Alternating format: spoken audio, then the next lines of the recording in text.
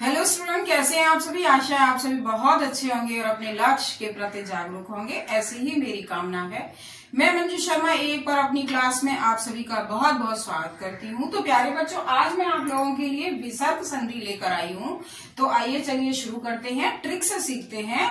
सबसे पहले हम जानेंगे कि विसर्ग संधि की परिभाषा क्या होती है। तो देखिए, विसर्ग का किसी स्वर या व्यंजन से मेल होने पर जो परिवर्तन होता है, यानी जो विकार होता है, विकार का मतलब ही परिवर्तन होता है, उसे हम क्या कहते हैं, विसर्ग संधि कहते हैं। अब इसकी ट्रिक थोड़ी सी जान लेते हैं। तो देखिए, ये हमारे कुछ नहीं 5 हमारे वर्ण हैं, ओ र श श स, यानी तीनों हमारे स, ओ और र। तो और स आप ऐसे श याद कर सकते हैं। अब देखिए, इन पांचों को हम कैसे याद करेंगे कि इन्हें हटाकर विसर्ग लगाना है। अगर ये किसी शब्द में आ जाए, तो इन्हें हटाकर क्या लगाना है, विसर्ग लगाना है। बस ये एक छोटी सी ट्रिक है। जैसे मान लीजिए, जैसे आपने लिखा मनोहर, ठीक।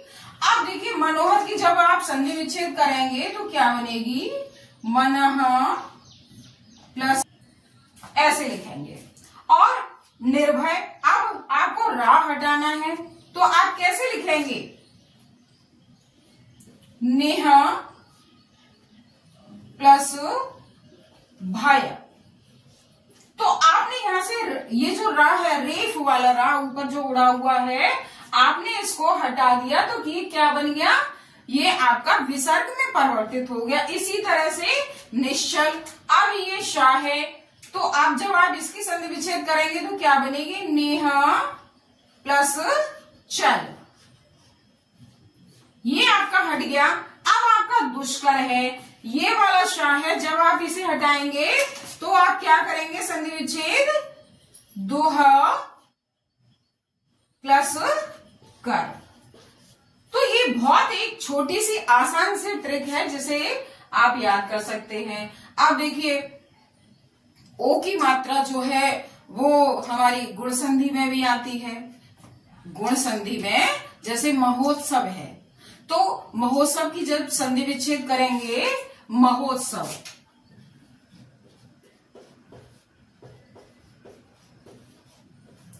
अब आप कहेंगे कि यहां पर भी तो ओ आ रहा है, लेकिन अब आप ये देखिए कि जब आप इसकी संधि विच्छेद करेंगे, हमने आपको क्या बताया है कि जब आप संधि विच्छेद करने के बाद हमारे प्रथम वर्ण यानी प्रथम शब्द और उत्तर शब्द का जब सार्थक अर्थ निकलता है, यानी अर्थ सहित कोई शब्द होता है, तब संधि विच्छेद हमारी सही मानी जाती है। लेकिन जब आप यहाँ मना प्लस ओहर कर देंगे तो वो गलत हो जाएगा, इसीलिए यहाँ हम विसर्ग लगाएंगे। इतनी पहचान आपको करनी है।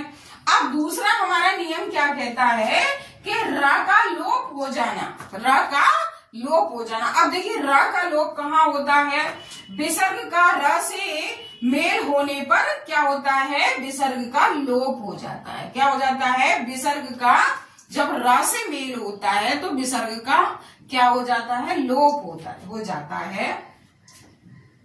जैसे आप देखिए, यहाँ निरोग है, जब आप निरोग की संधि विच्छेद करेंगे तो क्या बनेगी, नेह प्लस रोग, क्या बनी, नेह प्लस रोग बनी। तो अब यह विसर्ग का क्या हो गया, लोप हो गया, और ये हमारा क्या हो गया, ये हमारा दीर्घ हो गया। इसी तरह से ये नीरस है, तो जब हम इसकी संधि विच्छेद करेंगे तो क्या बनेगी, नेह प्लस रस, नेह प्लस रस बनेगी। तो इस तरह से हम संधि विच्छेद करते हैं।